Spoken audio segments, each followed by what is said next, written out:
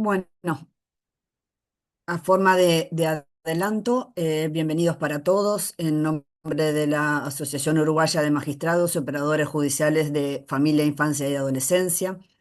Les doy la bienvenida a esta nueva charla sobre acción de nulidad y reforma de testamento, que contamos con la invalorable participación de quien siempre con su generosidad nos acompaña, el doctor y profesor Gabriel Valentín. Recordarles que la asociación, las jornadas y el material que maneja queda para el libre acceso de todos en la página www.familiainfancia.org. A todo aquel que es socio, bueno, ya conoce todo nuestro funcionamiento. Para el que no, también está la posibilidad de que ingresen a la asociación. Es una asociación civil sin fines de lucro que nuclea a todo aquel que tiene interés en el derecho de familia, la infancia y la adolescencia. No tiene que ser requisito el ser judicial y entendemos que desde entre la interdisciplina todo nos nutre y nos fortalece en el desempeño diario de nuestra vocación y en el mejor ejercicio de nuestro trabajo. Así que desde ya estamos a las órdenes, y comenzando con esta charla, con esta jornada. Nuevamente, muchísimas gracias, doctor Valentín, y lo dejo con esta hermosa platea. Bueno, muchísimas gracias por la invitación. Siempre es un placer poder participar en estas actividades que siempre digo termino aprendiendo más de lo que puedo transmitir, porque bueno, ustedes ven las problemáticas del día a día en todas sus variedades y en toda la riqueza de la realidad. Y bueno, siempre surgen insumos muy interesantes en estos intercambios.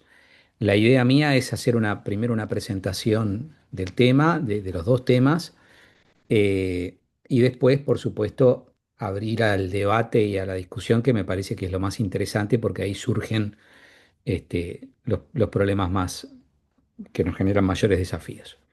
Em, Primero, como una cuestión introductoria, que lo digo siempre, pero creo que vale la pena seguir diciéndolo, porque en algún momento hay que encararlo, que es que la regulación del proceso sucesorio en general y de todos sus procesos precedentes, paralelos, posteriores, es una regulación realmente muy deficiente.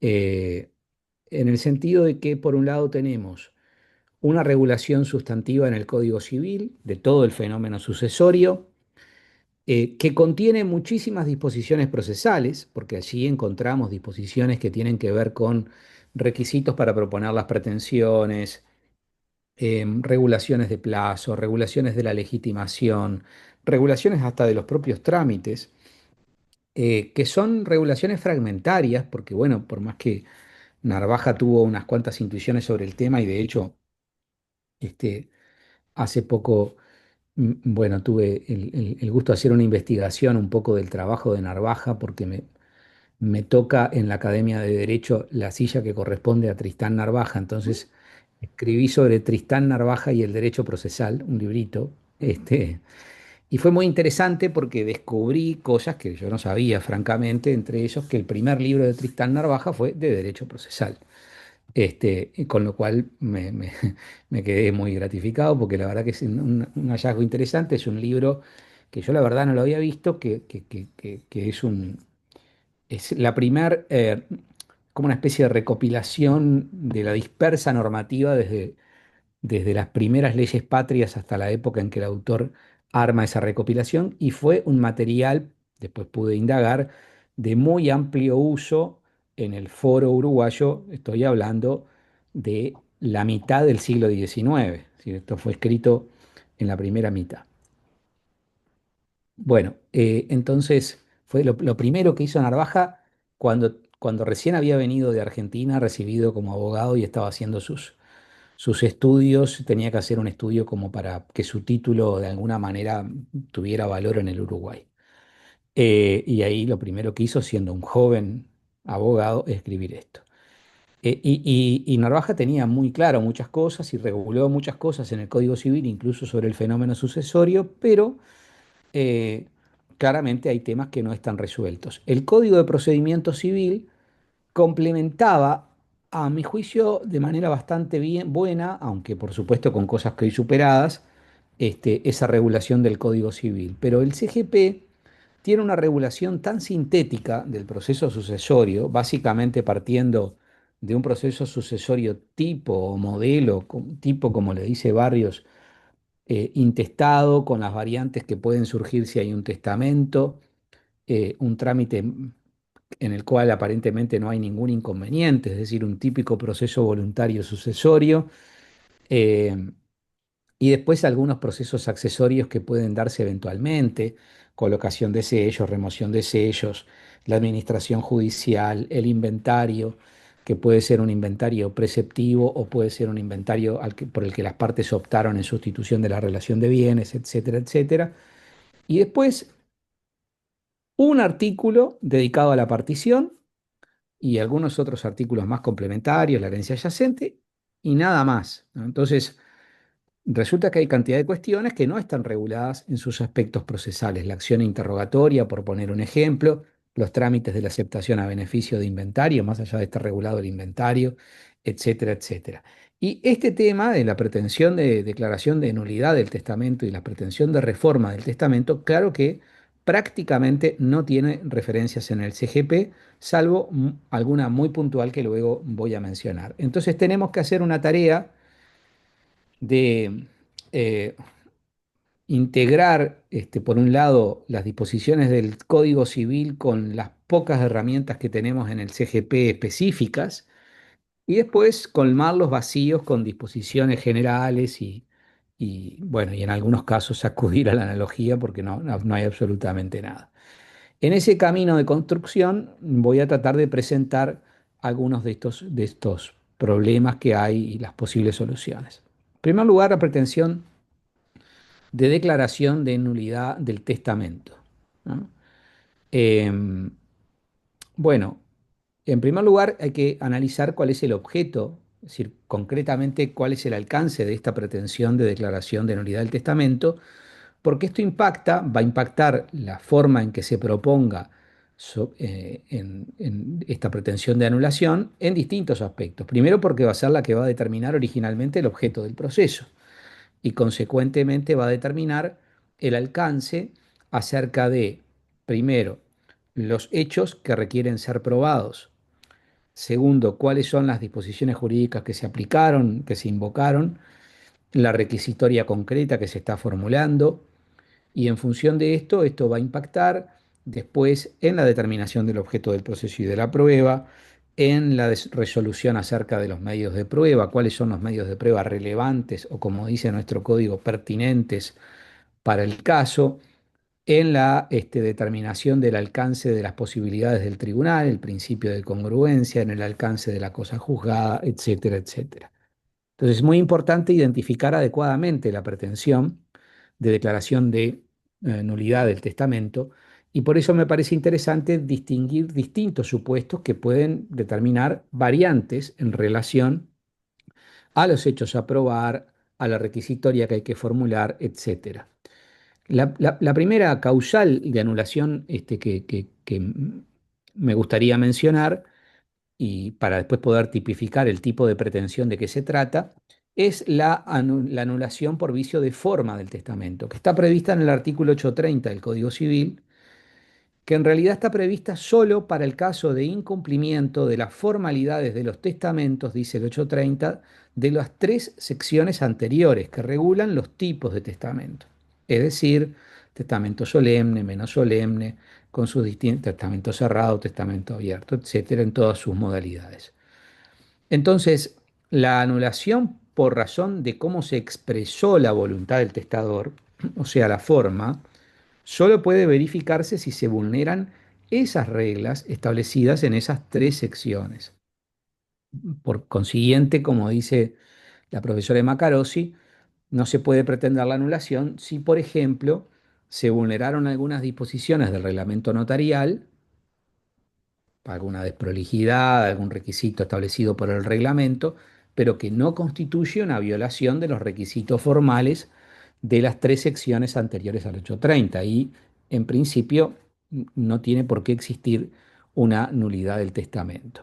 Esta nulidad por vicio de forma, que requiere, por supuesto, la acreditación de los supuestos, del supuesto que corresponda según cuál sea el defecto de forma, es una pretensión de anulación absoluta, porque es una nulidad que genera una nulidad insanable, entiende la doctrina del testamento, y es una nulidad total, es decir, comprende al testamento en su totalidad. Si hay un incumplimiento de uno de esos requisitos formales, el testamento es nulo total y absolutamente. Por supuesto que las causales tienen que ser alegadas específicamente en la demanda, es decir, identificar con toda claridad cuáles son los defectos formales, según el tipo de testamento que se trate, que justifican la requisitoria de anulación. Digo esto porque a veces se plantean casos en los que no hay un cumplimiento claro de la carga de afirmación categórica que tiene quien propone la pretensión. Segundo supuesto, la pretensión por incapacidad del testador, que está prevista en el artículo 832 y que puede verificarse por cualquiera de las causas de incapacidad del testador previstas en el artículo 831. ¿Ah? Esta nulidad, la nulidad por incapacidad del testador, también, por supuesto, en este caso se requiere que se acrediten específicamente las causas de anulación, perdón, las causas de incapacidad concretas que se quieren invocar. Es decir, no basta, por supuesto, una invocación genérica y esas causas para la anulación del testamento tienen que alegarse específicamente bueno, según cuál sea el caso, por supuesto, alguna de las causales que están enumeradas en ese artículo 831, que, bueno, no las voy a analizar, por supuesto, ahora este es un tema del derecho sustancial, pero hay algunas que son, por supuesto, más complejas de probar, porque si estamos hablando de una nulidad por cuestión de edad, un impúber, es bastante fácil la cuestión, y naturalmente que no son los casos que se verifican en la práctica. Más complejo son los casos de el que está bajo interdicción por demencia, aunque con intervalos lúcidos, o los que sin estar bajo interdicción no gozan del libre uso de la razón, porque allí son casos que son bastante más complejos, ¿no? Porque este, tenemos que entrar ahí sin duda en el terreno de la prueba pericial, necesariamente, en muchos de estos casos. Recuerdo un caso que tuvimos hace unos años, que llevábamos con un colega, que era una anulación de un testamento por incapacidad. En la historia clínica de la testadora, en realidad no era una persona que tuviera eh, ninguna incapacidad congénita ni adquirida, sino que era una incapacidad que se producía por el consumo de ciertos medicamentos que estaba tomando concretamente. Y, y claro, la señora en el periodo en que emitió el testamento de la historia clínica surgían anotaciones que, bueno, que hacían pensar una posible incapacidad, porque decía, por ejemplo, que le decía al médico que veía bichos grandes, por ejemplo. Bueno, evidentemente tenía algún tema, pero claramente para sostener una pretensión de incapacidad en ese caso, bueno, en el caso nuestro agregamos un informe técnico elaborado por un profesor de psiquiatría muy reconocido y solicitamos una pericia, porque era la única manera de determinar la incapacidad. Entonces, estos son casos bien complejos en la práctica, eh, sobre todo desde el punto de vista de la prueba. Después, bueno, en este caso la incapacidad, si bien se ha discutido en parte por la doctrina, en general los autores señalan que es una incapacidad, perdón, la incapacidad genera una nulidad absoluta y que también es, por supuesto, total, es decir, comprende a la totalidad del testamento. No hay cláusulas que puedan sobrevivir si la persona está incapacitada al momento de otorgar el testamento. Otras causales que tienen también su relevancia en materia de nulidad del testamento y que son muy discutidas y muy complejas son las que tienen que ver con vicios de la voluntad, porque allí entramos en un terreno en el que el legislador incurrió poco, porque las dos que vivimos hasta ahora, nulidad por incapacidad de forma está prevista en la ley, nulidad por incapacidad está prevista en la ley, pero las nulidades por vicios de la voluntad no están reguladas genéricamente en la regulación correspondiente al testamento. En este punto, Narvaja claramente no hizo una regulación completa, tal vez en forma deliberada, no lo sabemos, pero lo cierto es que el tema quedó en una cierta situación de incertidumbre y genera problemas interpretativos. Y la doctrina dice, bueno, se puede acudir a la regulación de los vicios de la voluntad de los contratos, los llamados vicios del consentimiento, pero con ciertos recaudos que hay que tener al momento de trasladarlos. Entonces dice, por ejemplo, la doctrina que se admite el error como vicio. eh, el error puede ser de hecho o de derecho. El error de hecho, el código identifica algunos casos de error de hecho. eh, por ejemplo, el error en el legado, en los artículos 919 y 920 del Código Civil. Son casos en los que el legislador específicamente hace referencia al error.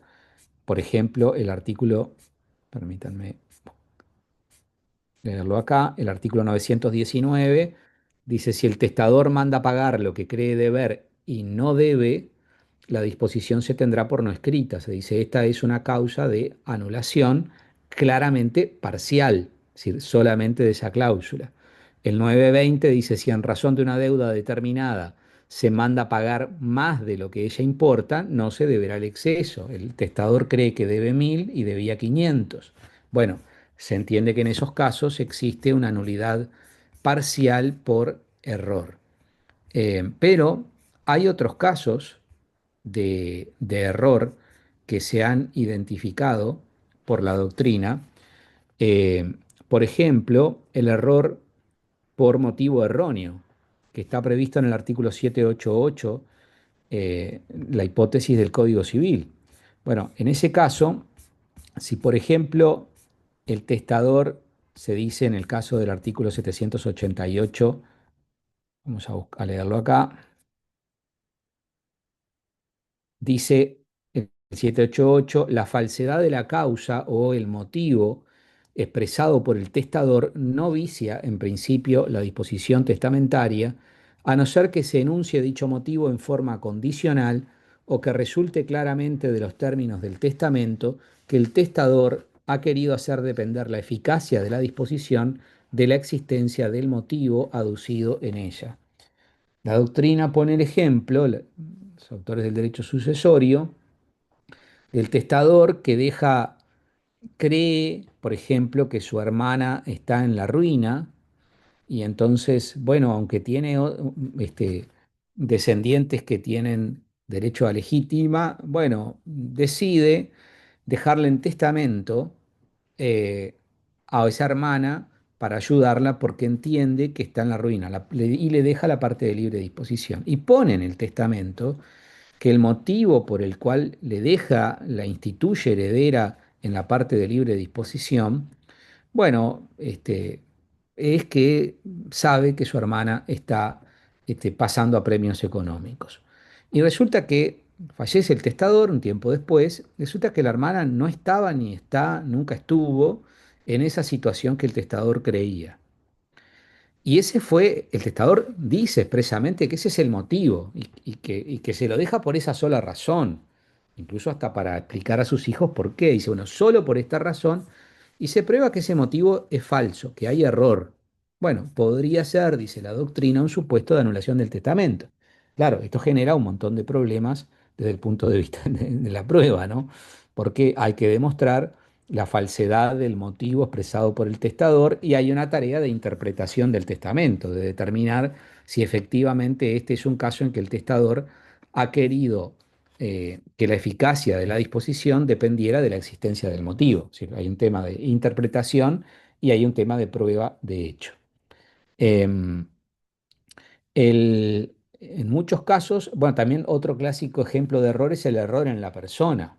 El testador se equivoca al identificar la persona. Bueno, lo que dice la doctrina, Arezzo, Va Ferreira, Carosi, dicen, bueno, el error en la persona en realidad se puede, este, se puede superar de alguna manera con la interpretación del testamento. Si, por ejemplo, el testador dice, tiene tres hermanos y dos mujeres y un varón, y dice, le dejo a mi hermano varón el legado X, y lo llama a su hermano varón Carlos, y resulta que el hermano no se llama Carlos, se llama Juan Carlos.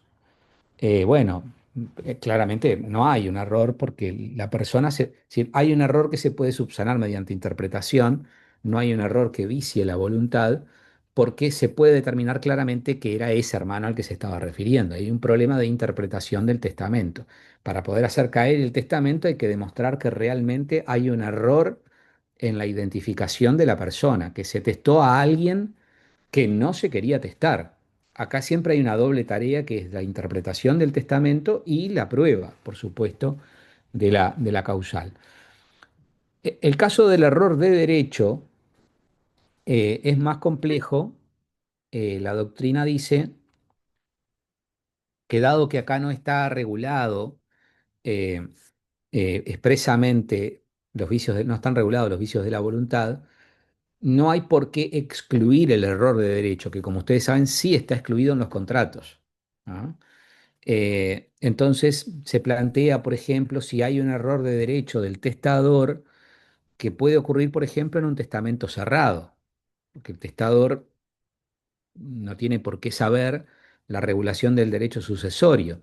Es verdad que muchos de estos errores también se pueden subsanar con interpretación.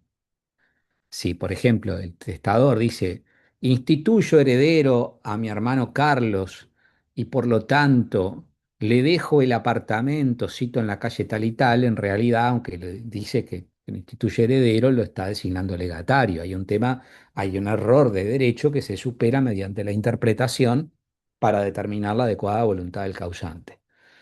Entonces, muchos de los problemas de error, tanto de hecho como de derecho, tienen que ver o se pueden superar a través de la interpretación adecuada del testamento. La mayoría de estos casos generan una nulidad cuando se estima la pretensión que la doctrina entiende que es relativa y que es parcial. ¿Ah? O sea, solo afecta a las cláusulas que en definitiva están afectadas por el error. El, Hay ahí una cuestión que en algún momento se planteó en la doctrina, es un tema sustancial, más puramente sustancial, que es si el testador puede pretender en algún caso la anulación del testamento por error. Eh, en realidad, como dice la doctrina, está la revocación. O sea que si incurrió en error es más fácil que revoque. Es decir, no tiene mucho sentido, en principio, pretender la anulación de un testamento estando el testador vivo cuando para decir que se declare nulo porque su voluntad estuvo viciada por el error, cuando en realidad lo puede revocar directamente. Pero bueno, es un tema que en teoría se ha discutido. Y ahí la calificación de la nulidad como relativa puede tener importancia, porque si es relativa el plazo es menor.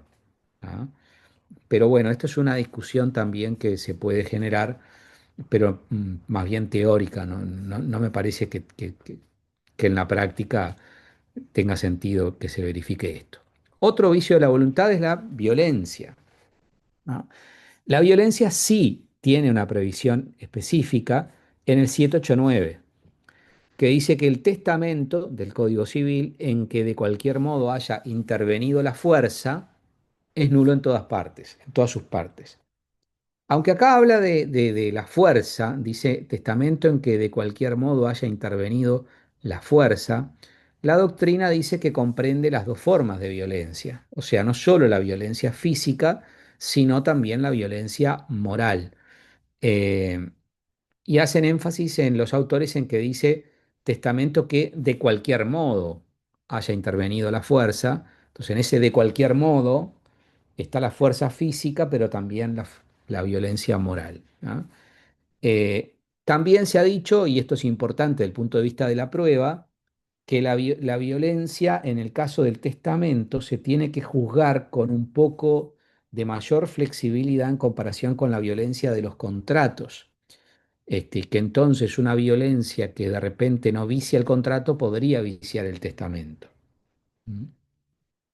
Por supuesto que acá también las mayores dificultades tienen que ver con la prueba, porque hay que demostrar la aplicación de la violencia física o moral y además que eso impactó en la voluntad del causante. Recuerden que si el que ejerció la violencia es heredero, y bueno, por ejemplo, ejerció la violencia para que el testador le dejara una parte adicional a la que le correspondía como heredero.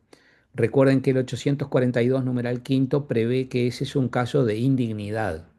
Ejercer la violencia sobre el testador para que teste es un caso de indignidad y por lo tanto acá se podría acumular a la pretensión de nulidad del testamento la declaración de indignidad. Sería un caso de posible acumulación de pretensiones. Eh, el caso del dolo, bueno, es también problemático por la ausencia de regulación específica, y ustedes saben que hay una discusión acá en el derecho sustancial que no me quiero ni meter, porque ustedes están mucho más calificados que yo para hablar de eso, pero ustedes saben que hay algunos que entienden, por ejemplo, Arezzo, que es solo el dolo principal, otros que, como va Ferreira, que entienden que es el dolo principal y el dolo incidental. Eh, Ahí hay un debate que es muy interesante, eh, y también se discute sobre el alcance de esta nulidad, que me parece que es una discusión interesante porque esto puede afectar el alcance de la requisitoria y del fallo. Eh, para algunos autores, la nulidad por dolo es total, por ejemplo, Arezzo. Para otros es parcial, por ejemplo, a Ferreira. ¿Ah? Para otros, por ejemplo, de Macarosi, dice que en realidad, en principio, es parcial porque se podría aplicar por analogía la solución del error. Entonces, en el caso del error que mencionaba hoy, del testador, el ejemplo que pone Emma, el testador que cree que su hermana está en la ruina, bueno, si hay un error, la nulidad es parcial, refiere solo a esa cláusula del testamento que, por ejemplo, le deja un legado, la instituye heredera a la parte de libre disposición, lo que sea, creyendo que la hermana estaba en la ruina. Entonces dice, si es así en el caso de error, ¿por qué no va a ser así en el caso de dolo? Por ejemplo, la hermana ejerció violencia para que él pusiera en el testamento que le dejara eso a causa de que ella estaba en estado de ruina. Bueno, claramente, si por error genera la nulidad parcial, no tiene sentido que por el dolo genere una nulidad total cuando es la misma situación, con la diferencia que en un caso el error fue involuntario y en otro el error fue determinado por la propia beneficiaria. Pero también la profesora Carosi deja abierta la posibilidad de que en algún caso pueda ocurrir que el error sea tal que afecte a todo el testamento, el error provocado por el dolo afecte a la totalidad del testamento. O sea que ahí hay que ver caso por caso, y me parece sensato lo que ella plantea, hay que hacer como un análisis caso por caso, y esto impacta en lo que pide el que pide la anulación y en lo que puede resolver el tribunal. Por supuesto que en caso de duda, el actor tendrá que formular sus requisitorias, de repente en forma subsidiaria, y pedir la anulación total, en subsidio la anulación parcial. En esto hay que hacer una tarea muy cuidadosa porque esto pues va a determinar el alcance de las potestades del tribunal al momento de dictar sentencia. Em, entonces, si hacemos una mirada panorámica en estas causales que a título de ejemplo hemos mencionado, nos encontramos con que en realidad la pretensión de anulación del testamento es una pretensión que es declarativa en algún aspecto, porque declara la existencia, por ejemplo, del defecto de forma, por ejemplo, de la incapacidad o, por ejemplo, del vicio. Em, pero se discute si además de declarativa es constitutiva en cuanto dispone la anulación. Em, Para algunos autores hay que distinguir según la nulidad sea absoluta o sea relativa. Si es absoluta, se dicen es declarativa, porque se limita a declarar una nulidad que es preexistente. Y si es una nulidad relativa, como es un caso de anulabilidad, sería constitutiva. En la práctica me parece que resulta bastante bajado a un terreno de reflexión en que lo teórico se una a lo práctico, me parece bastante difícil eh, trabajar esta distinción en el caso de anulación del testamento, porque el testamento, salvo que sea un caso de un testamento inexistente, supuesto, no es el caso que estamos hablando, ¿no? Si, por ejemplo, yo eh, le digo a un familiar que mi voluntad para después de la muerte es que le voy a dejar a tal persona tal legado, ¿ah? Em, bueno, eso no es un testamento, no existe testamento. Entonces, los casos que estamos hablando de anulación, en general, estamos ante un testamento existente, defectuoso o irregular. Defectuoso por razón de la forma, defectuoso por la incapacidad del testador, defectuoso por el vicio de la voluntad, etcétera. Entonces, eh, en realidad, además de la declaración, es difícil no pensar en un alcance constitutivo, porque mientras no exista una sentencia que declare la nulidad, el testamento va a producir todos sus efectos, en principio, ¿ah? O debería producir todos sus efectos. Pero bueno, es una discusión teórica interesante que se las planteo, eh, porque es un tema que en realidad tampoco el derecho procesal ha explorado demasiado, ¿no? O más bien casi nada. En cuanto a los sujetos que intervienen en este proceso de nulidad del testamento, perdón, una cosa más sobre el objeto. Es muy importante una identificación muy precisa del objeto por todo lo que decía hoy, eh, y esto genera problemas a veces cuando sobrevienen en el curso del proceso o se descubren en el curso del proceso otras posibles causales de anulación del testamento. Recuerdo un caso que me contaron hace unos años en que era una anulación de un testamento por incapacidad y cuando está declarando el escribano en ese juicio, el escribano le empiezan a preguntar, bueno, ¿cómo se otorgó el testamento? ¿Dónde se otorgó el testamento? Y dice, no, sí, claro, porque estábamos en la casa de fulano, entonces uno de los testigos no estaba y yo fui a levantarle la firma a su casa previamente y, y la declaración estaba dando cuenta de otra posible causa de nulidad del testamento que no se había invocado en la demanda. Entonces, esto plantea el problema de que, claro, si estamos imagínense acá, en una audiencia complementaria, no hay en nuestra ley habilitaciones para modificar el objeto del proceso tan fáciles. Bueno, en otros sistemas es más fácil. Acá hay un problema de cómo se reguló la determinación del objeto del proceso. Hay como dos grandes líneas, la raíz romana y la raíz germánica. La raíz romana es rígida, es decir, el objeto del proceso se determina rígidamente en los actos iniciales y después solo se puede modificar muy excepcionalmente. La raíz germánica es más flexible, el objeto del proceso se puede ir alterando, siempre dando oportunidades de contradicción. Y los ordenamientos procesales actuales tienden a ser más flexibles en la posibilidad de modificar el objeto del proceso, pero siempre asegurando el derecho al contradictorio. Entonces, por ejemplo, ZPO alemana, Código Procesal Civil francés, Código Procesal Civil italiano, Código Procesal Civil de Portugal, habilitan a que se pueda, bajo ciertas exigencias, pretender, en un caso como este, decir, bueno, voy ahora, a raíz de esto, voy a solicitar modificar y ampliar para ampliar el objeto del proceso y voy a solicitar una requisitoria de declaración de anulación por defecto de forma.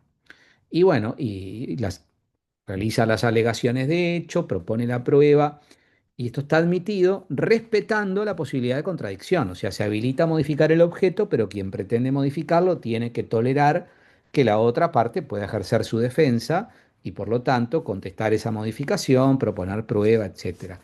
Hacia esta línea tienden los ordenamientos procesales modernos, pero no es el caso nuestro. Y acá podemos tener un problema para modificar el objeto, que es el siguiente, que creo que igual se puede superar, pero hay que hacer un trabajito, un trabajo intelectual. Porque, ¿qué pasa? Nuestro código habilita alegar hechos nuevos, correcto.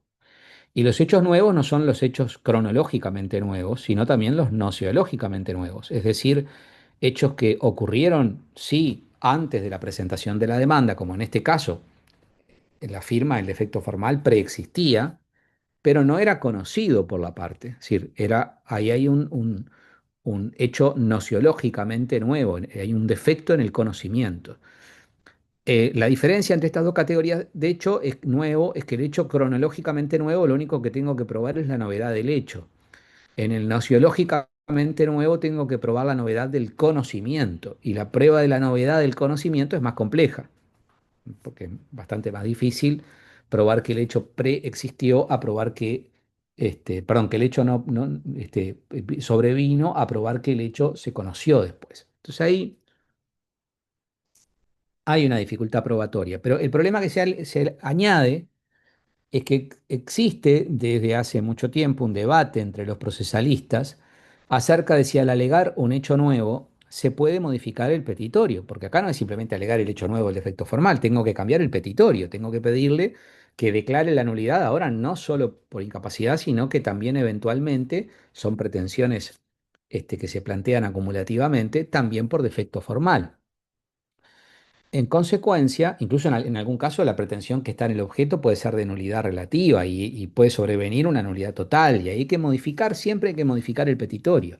Y parte de la doctrina dice que al alegar hechos nuevos no se puede modificar el petitorio. Esto es una discusión que está desde antes de la ley 19.090 y desde después de la 19.090.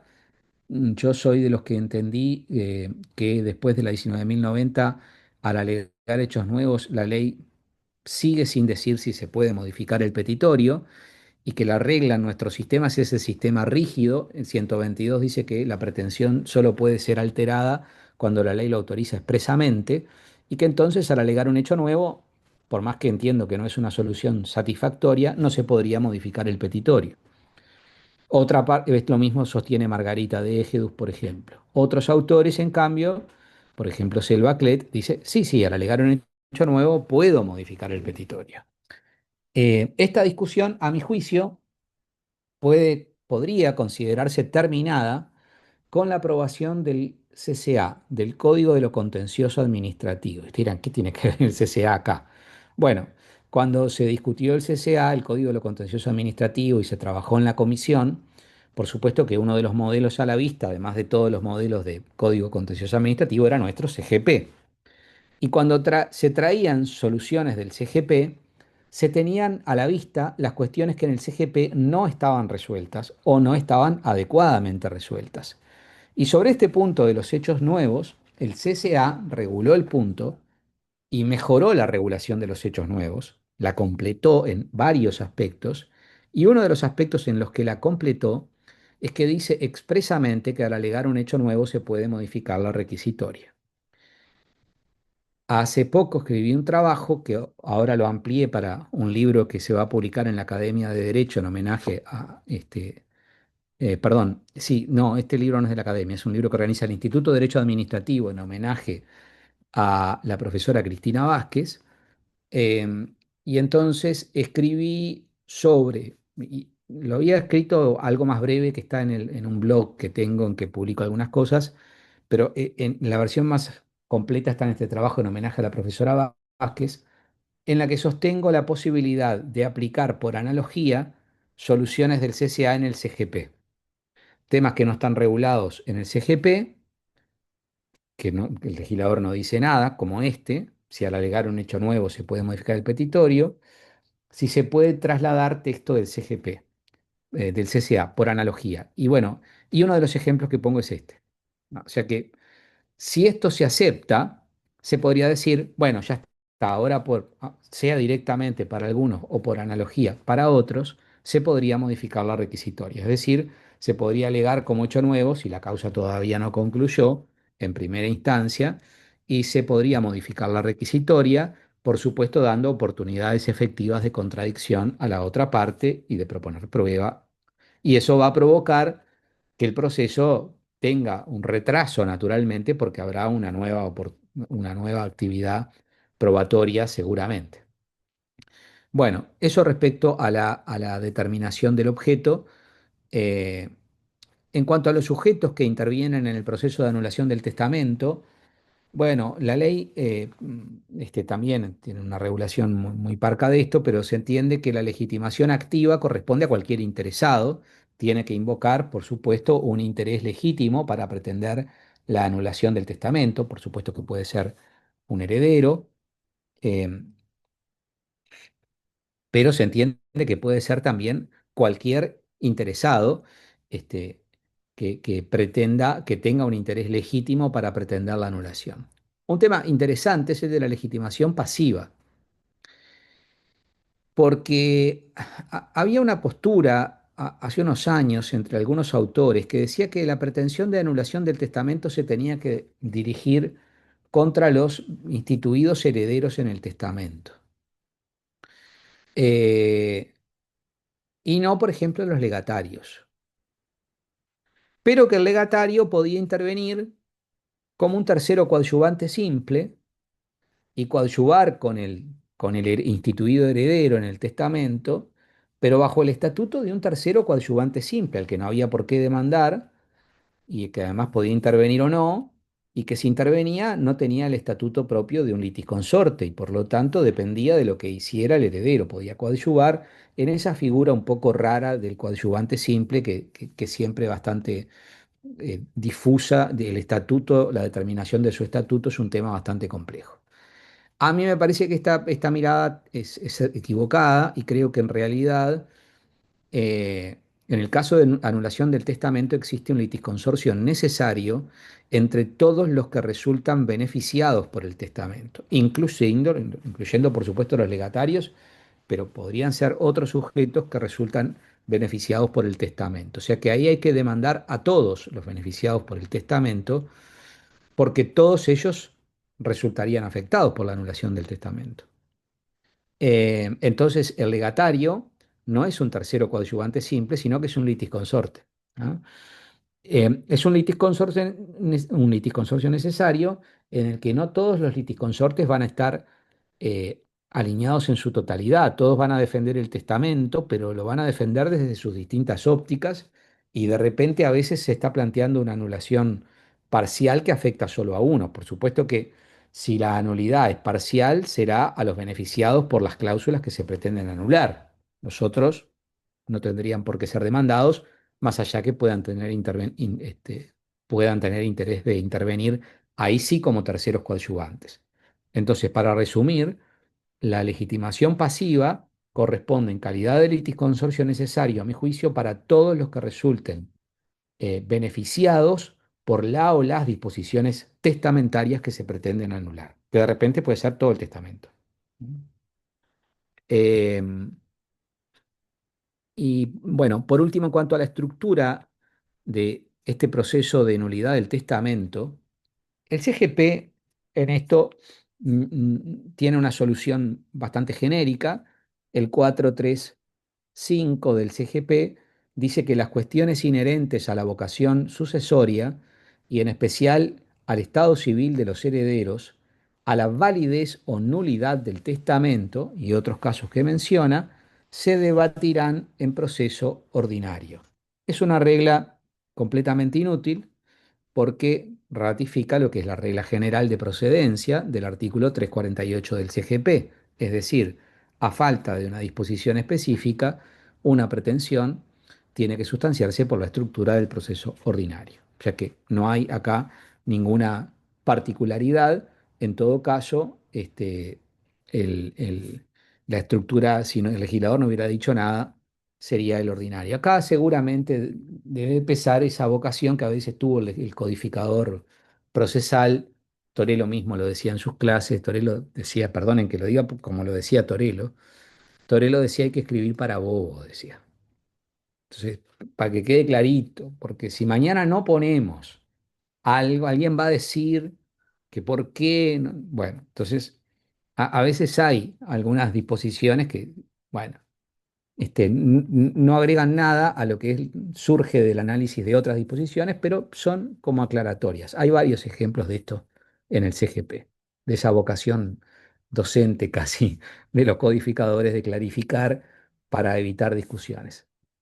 Em, el proceso ordinario de nulidad del testamento, en principio no suspende el proceso sucesorio, en principio, y se sustancia en un expediente separado, una pieza separada, como decimos los abogados, eh, pero puede tener efecto suspensivo, como dice el artículo 437 del CGP, si no es posible realizar la actuación sin que se decida sobre la pretensión. Bueno, obviamente, en la mayoría de los casos esto va a impedir. Se podrán hacer algunos trámites accesorios, una colocación de sellos, la designación de un administrador de la herencia, pero muy probablemente en el proceso principal no se pueda avanzar demasiado.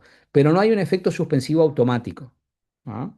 Lo que sí hay es una prejudicialidad de este proceso en relación al proceso sucesorio que impide, por ejemplo, el dictado de la sentencia de declaración de herederos, por ejemplo, pero no impide que se puedan avanzar en otros aspectos del proceso sucesorio, por ejemplo, la realización de un inventario, la práctica de alguna medida, etcétera.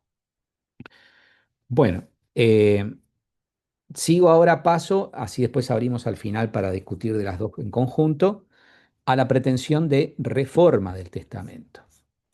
Em, bueno, la pretensión de reforma del testamento, eh, también, si queremos analizar su objeto, acá hay un pequeño debate de los autores del derecho sucesorio, que la verdad a mí me resulta un poco un debate que me parece que no debería superarse, pero bueno, no es un tema mío.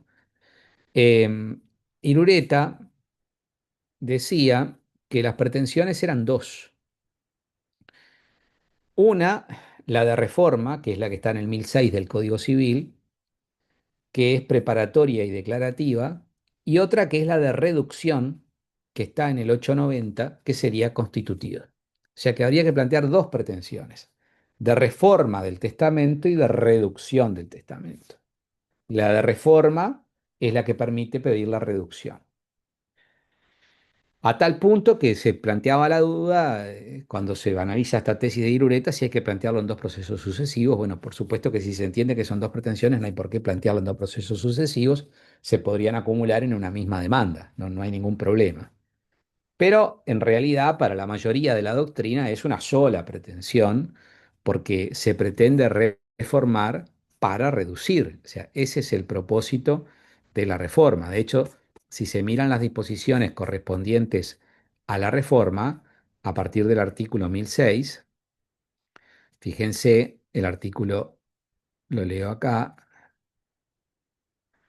el artículo 1006 dice: los herederos forzosos a quienes el testador no haya dejado lo que les corresponde por la ley tendrán derecho a que se reforme a su favor el testamento y podrán intentar la acción de reforma, ellos o las personas que les hubieran sucedido en sus derechos, dentro de los 4 años, O sea, claramente es reformar a su favor. ¿Cómo es a su favor? Reduciendo. O sea, pero bueno. Me parece que es más bien una discusión de palabras, porque es verdad, está regulado en dos lugares, entonces eso genera la cuestión, pero claramente me parece a mí que es una sola pretensión de reforma para reducir, que es declarativa y constitutiva. Claramente declara la existencia de la afectación y dispone la reforma del testamento, es decir, que se dejen sin efecto total o parcialmente algunas disposiciones testamentarias que en cuanto lesionan, por ejemplo, la legítima, rigorosa o efectiva, o lesionan la porción conyugal por el 1009. Bueno, y la doctrina dice que también se podría, no sé si alguna vez lo han visto, cuando lesiona el derecho real de uso y habitación, no sé, que sería también una institución, una asignación que podría habilitar, dicen algunos, una reforma del testamento, aunque no está mencionado. ¿No? Está mencionado sí la porción, pero no el derecho real de uso y habitación. ¿Qué sujetos están legitimados para pretender la reforma del testamento? Bueno, la legitimación activa la tienen los asignatarios forzosos que se hayan visto lesionados en su derecho, claramente. Ahí hay que ver caso a caso cuál es el que invoca la lesión a su derecho. Tiene que invocar concretamente cuál es la lesión a su asignación. Y la legitimación pasiva también depende caso a caso. Hay que ver cuáles son las personas que podrían ser perjudicadas por la reforma. Puede ser un legatario, puede ser un heredero, puede ser un beneficiario de un modo, eh, puede ser un heredero forzoso o un heredero no forzoso, ¿no? Es decir, pueden ser distintas situaciones. Este análisis hay que hacerlo caso a caso. Lo que legitima a los sujetos para ser demandado es, en definitiva, que puedan llegar a ser perjudicados por que se deje sin efecto esa o esas disposiciones testamentarias. Em, Acá ustedes saben que la ley prevé un plazo para el planteo de la pretensión de reforma que es de 4 años. Este plazo, en primer lugar, se entiende en forma, creo que unánime, pero capaz que ustedes conocen algún planteo distinto, se entiende, creo que en general, que es un plazo de prescripción y no de caducidad. ¿Ah? Este plazo de prescripción corre desde que el testamento es conocido por el lesionado, salvo que sea menor de edad, en cuyo caso corre de la fecha de la apertura de la sucesión. Perdón, si son menores a la fecha, quise decir, de la apertura de la sucesión, corre a partir de la mayoría de edad.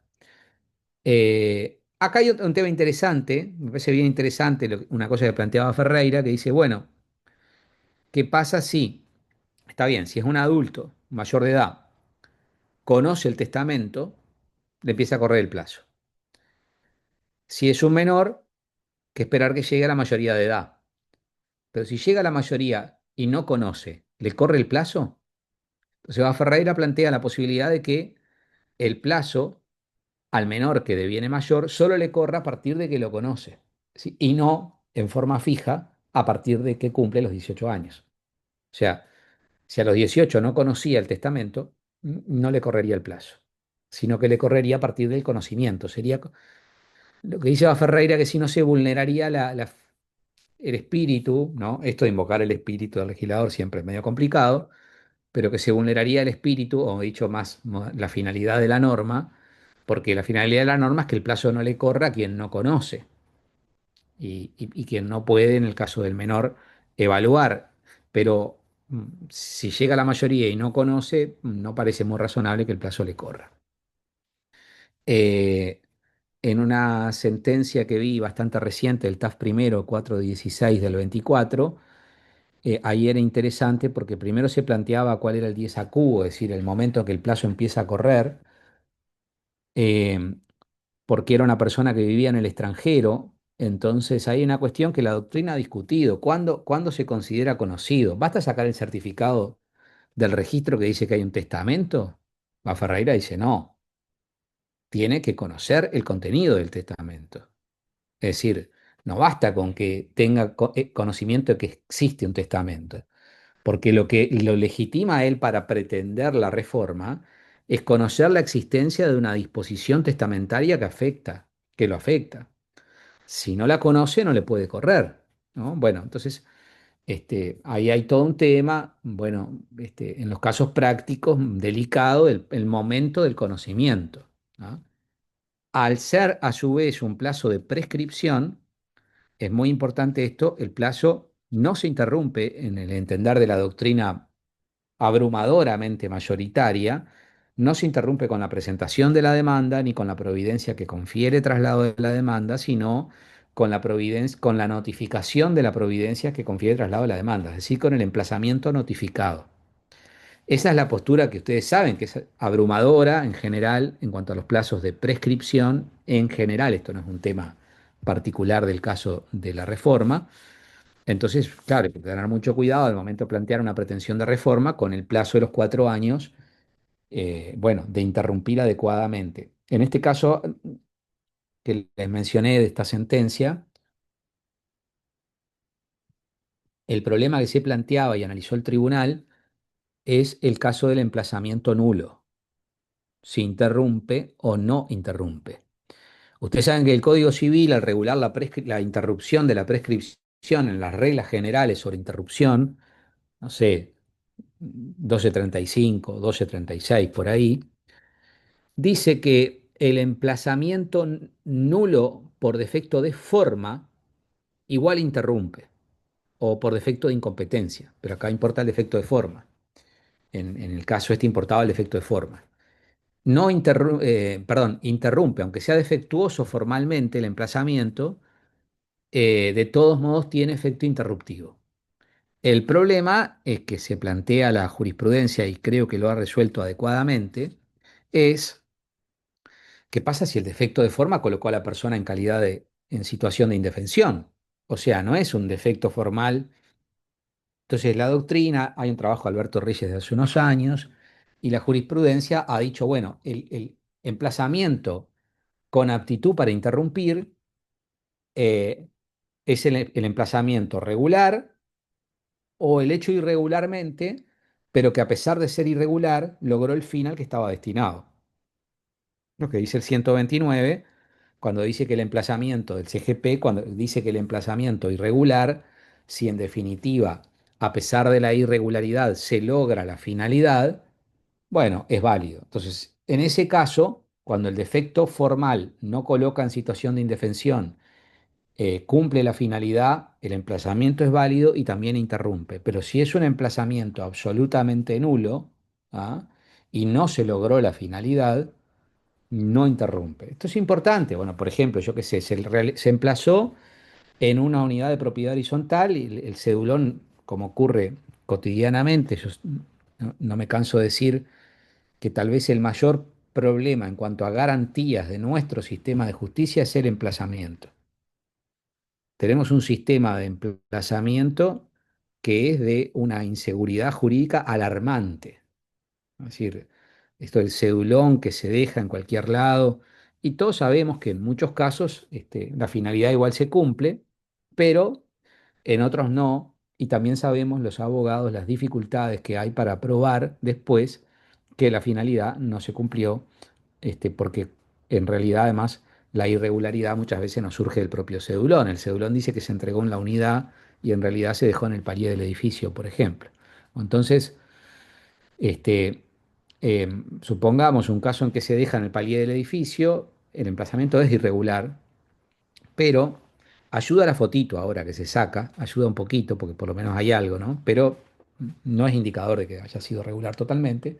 Pero bueno, supongamos que se deja en el hall del edificio, pero bueno, el portero va y le entrega el cedulón. La finalidad se cumplió, la persona tuvo conocimiento, se presentó y pudo ejercer su defensa, ¿no? Pues entramos en discusiones más sutiles. ¿Qué pasa si le dan el cedulón y le quedan 2 días, un día? Este, en la práctica, el otro día que di un curso para el CESCU sobre nulidades, en la práctica, estos son los problemas que generan desafíos, porque está bien, tuvo conocimiento, pero tuvo oportunidad de ejercer la defensa. Ahora, ¿qué abogado no contesta? O aconseja no contestar. Cualquier abogado aconsejaría contestar a todo trance, como sea, con lo que podamos, e igual plantear la nulidad, que sabemos que fracasará con todo éxito, porque nos van a decir que contestamos. Pero contestamos en qué condiciones. ¿Con un día? Ahí hay que medir, me parece. Hay un trabajo que hay que hacer, me parece, de análisis un poquito más profundo de esto. Pero bueno, no es el tema de hoy. Lo que sí quiero decirles es que acá lo que importa es evaluar si el emplazamiento, aunque irregular, cumplió el fin y por lo tanto es válido. ¿Ah? Incluso hasta se podría hacer una distinción más. Vamos a suponer, por ejemplo, caso que el cedulón llegó a destino al final, no hay problema. Cumplió el fin, a pesar de ser irregular, es válido y interrumpió la prescripción. Perfecto. Caso que el cedulón, se hace el emplazamiento irregular, no llega a conocimiento, según esta interpretación de la jurisprudencia, el emplazamiento es irregular, no cumplió el fin, es nulo y no interrumpe. ¿Correcto? Pero supongamos un caso más gris, ¿no? Un escribano al que se le encomienda la notificación, eh, va a hacer la notificación en un edificio y notifica, hace todo bien, salvo una cosa, practica la notificación a las 20:10, es decir, en horario inhábil. El acto procesal realizado en horario inhábil es irregular, ¿no? Supongamos que en vez de las 20:10, porque parece como de chiste, notificó a las 11 de la noche. El escribano no sabía que no podía notificar a las 11 de la noche. Le quedaba bien de pasada, estaba llegando a otro lugar y notificó. Y bueno, y las cámaras muestran al escribano entrando, marca la hora, entrando a las 11 de la noche a notificar al edificio, ¿ah? Esa notificación es irregular y podría eventualmente llegar a anularse o no, habrá que ver la cuestión de la finalidad. Pero interrumpe la prescripción. Bueno, podríamos pensar que la voluntad de reclamar y comunicada mediante un emplazamiento está. Entonces, la interrupción debería interpretarse, me parece a mí, que opera, porque hay un defecto de forma, pero bueno, la voluntad de reclamar está claramente explicitada. Y las prescripciones como esta, que no son de las más cortas, bueno, no sé si alguien ha dicho que es presuntiva esta, pero ustedes sabrán, pero me parece que no.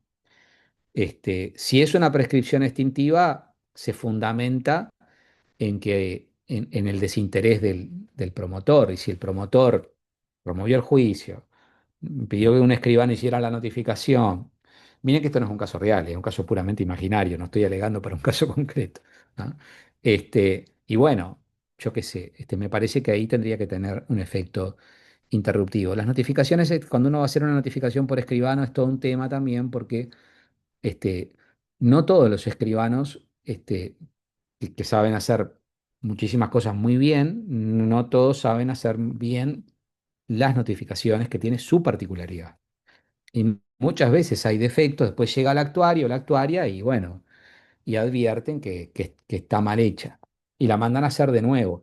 A esto también, en este caso, el tribunal evaluó eso, que el defecto formal era un defecto formal que no era tan grave, pero que qué pasó, o no se podía discutir la gravedad, pero cuando la oficina dijo que había que notificar de nuevo, la parte no se opuso y consintió que se mandara a notificar de nuevo, con lo cual, en alguna medida reconoció que no se había cumplido la finalidad.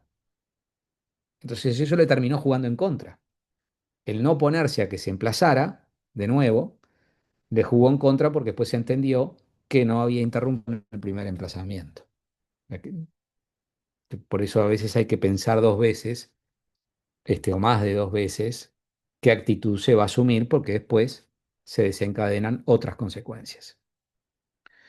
Bueno, otra cuestión que les quiero plantear es, se entiende, también se plantea con la nulidad, que la pretensión de reforma del testamento por la ley 16.871, ley de registros, si refiere a bienes registrables, inmuebles, por ejemplo, se podría anotar en el registro, anotar la pretensión de reforma.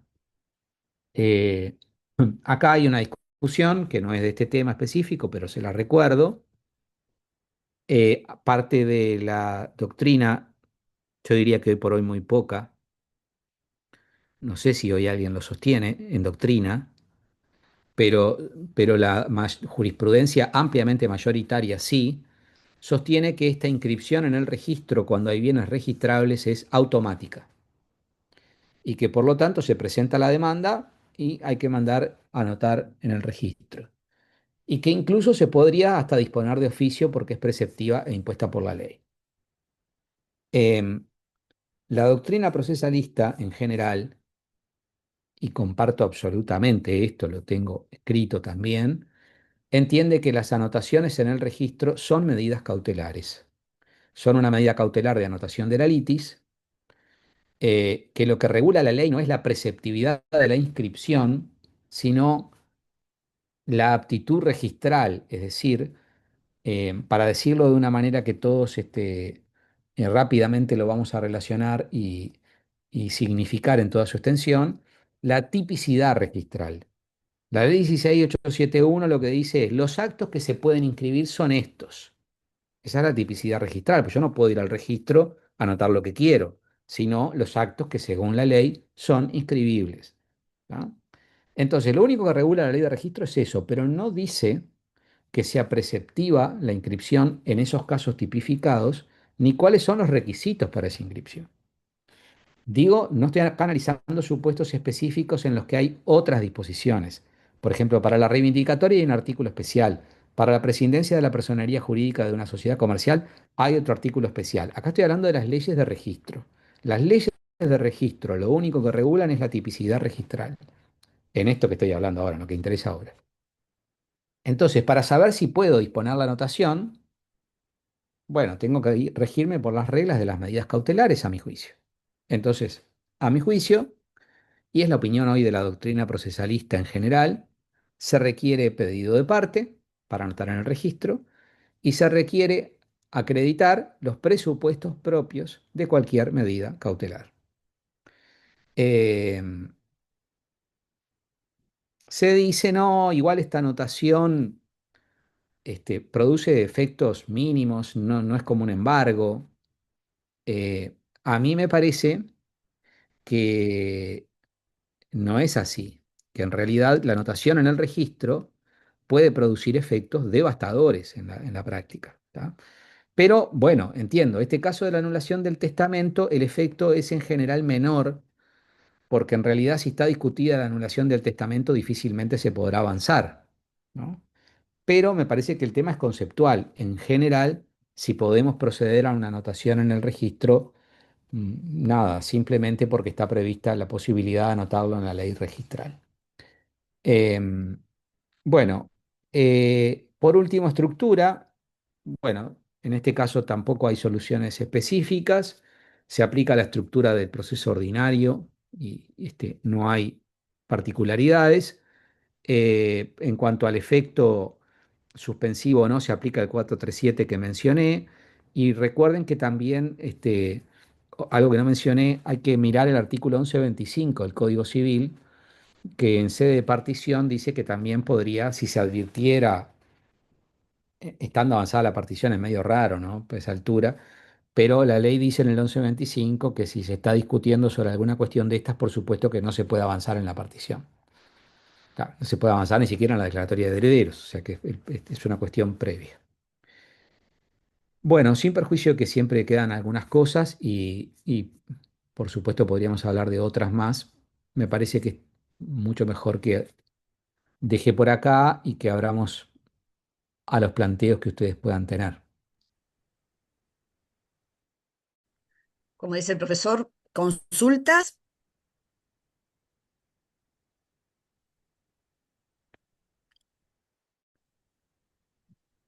algún comentario. Yo pensé que tenía miedo, pensé que me iban a acribillar a preguntas, dije, ¡pah! Voy a romper el hielo. Buen día. Sí, buen día, doctor ¿Cómo Arana, van? ¿cómo está? Gusto verlos a Muy todos. bien. Al doctor Valentín lo veo con frecuencia, pero igual le aprovecho para preguntarle, cuando pasa el hecho nuevo en la nulidad de testamento, igual el cuatrienio es fatal, ¿no? Si el hecho nuevo aparece después del Sin cuatrienio, duda, no poder resucitar el muerto. sin duda. Sí, sí, correcto. Sí, sí, Muchas siempre gracias. la posibilidad de modificar la pretensión sería siempre que esté en plazo, por supuesto. Ese puede ser un problema.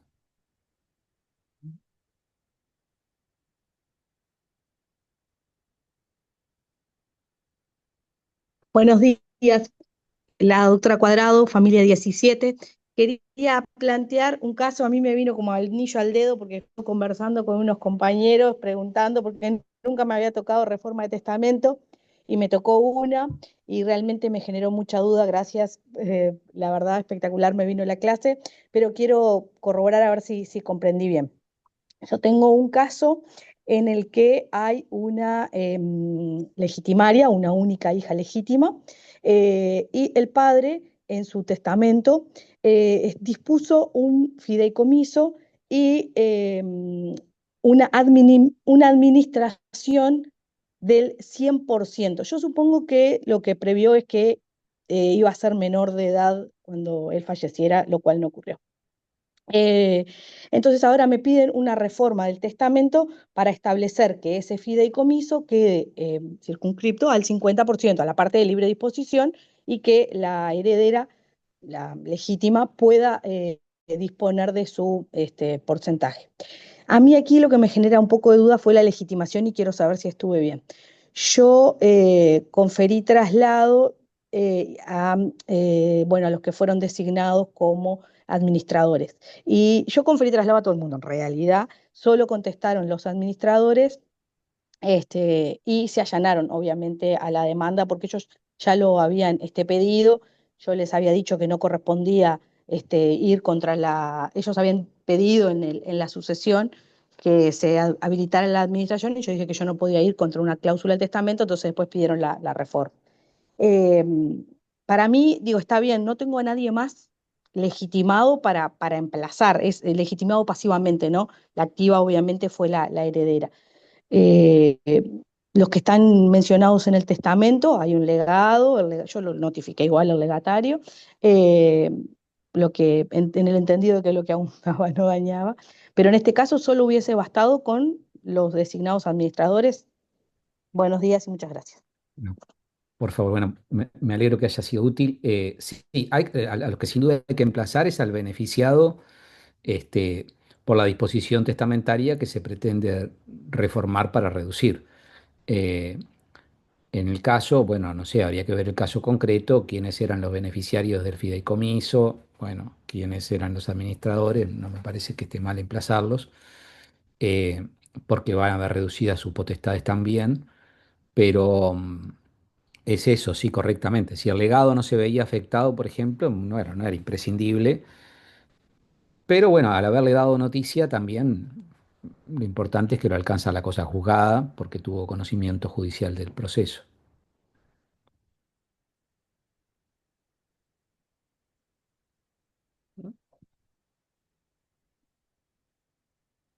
¿Alguien más? ¿Alguna otra consulta? ¿Alguna anécdota? En la anulación siempre hay problemas porque aparecen cosas. Me parece que es el más rico en la experiencia práctica, ¿no? Pero la reforma es como una discusión un poco más conceptual, un poco más aburrida incluso, pero la nulidad del testamento es como más. Ahí la doctora Umpierre tiene la mano levantada. Sí, doctora. Con respecto a la nulidad, justamente, y hablando de un caso de que la persona que otorgó el testamento estaba en CTI y se le estaba medicando en ese momento, porque aparece de la historia clínica, medicamentos muy fuertes para mantenerlo calmado, dado que tenía diversas patologías renales, respiratorias, cardíacas, y falleció 13 días después. Por ende, cuando se tomó conocimiento de esta situación, la persona, el otorgante, ya estaba fallecido. Por ende, cómo llevarlo a un médico posteriormente es imposible. Entonces la duda es la capacidad de esta persona cuando llevaba mucho tiempo internada, estaba en CTI, la medicación que le daban era importante, y ahí está la otra duda también. En ese momento que se otorgó el testamento, supuestamente, lo digo supuestamente porque es una de las cosas que escribí en su momento y está aún en trámite, los 4 testigos y el escribano entraron al CTI juntos en el momento en el que le faltaban 10 días, falleció a los 10 días. Entonces, ahí estoy entre la capacidad y el defecto de forma. A ver la opinión del doctor. Bueno, sobre los hechos es medio difícil valorar, pero sí, lo que quiero decir es que la incapacidad me parece que hace imprescindible la prueba pericial, porque me parece que evaluar la capacidad con declaraciones de testigos que además, en cierto modo, tienen un interés porque participaron, no un interés directo en el objeto del proceso, pero sí un interés indirecto en cuanto, en definitiva, fueron testigos de ese acto y si la persona no estaba en sus cabales, no creo que digan que no estaban en sus cabales, porque si no, ¿cómo aceptaron ser testigos? Se hubieran Sí, los retirado. convocamos los médicos. Convocamos a los médicos del hospital. Claro. Los médicos pueden ser buenos testigos, los que anotaron en la historia clínica, pero una prueba pericial ahí puede ser relevante. Yo los- recuerdo solo dos casos en que tuve un planteo de nulidad de testamento por incapacidad, y en los dos casos agregamos un informe pericial de parte, eh, y pedimos una pericia, las dos cosas, para que después examinara, pero incluso hasta para el propio abogado le da la tranquilidad tener un informe pericial previo, porque, bueno, yo puedo leer una historia clínica, pero de ahí a concluir que de esa historia clínica o de entrevistas con los médicos, concluir que la persona era incapaz, yo qué sé, es medio difícil, porque además, si los médicos que intervinieron o atendieron al paciente no son médicos psiquiatras, yo qué sé, podrán evaluar cómo creen ellos que estaba, pero tampoco concluir en forma técnica que estaba incapacitado. Me parece que ahí es bastante difícil. Pues decir, por supuesto que hay muchos indicadores, sí, pero bueno, estamos hablando de anular la voluntad del testador, entonces es muy importante constatar si es real. La verdad que es un tema complejo, porque por un lado uno dice, ingresar a un CTI de una persona para que firme un testamento, uno lo mira y dice, pero por otro lado, capaz que era la voluntad del testador. Efectivamente, no lo sabemos. Capaz que el testador, viéndose en un momento ya de final o casi final de su vida, decidió tomar esa decisión. Bueno, entonces ahí la prueba pericial me parece que es clave. Sí, como siempre, la realidad es mucho más rica que la ficción. Claro, la realidad es muy compleja. Es, A veces hay personas que toman, uno de estos dos casos era una persona que tomaba una medicación. Entonces, si no la tomaba, podía estar bien. El tema es que tenía una enfermedad crónica que la llevaba a tomar este medicamento muy fuerte. Entonces, pero bueno, eso requiere un análisis pericial, saber qué impacto tiene ese medicamento en la psiquis de la persona, en qué medida, y con qué intensidad, y si puede haber intervalos lúcidos. Bueno, sí, se va al caso concreto. tal cual. Más consultas.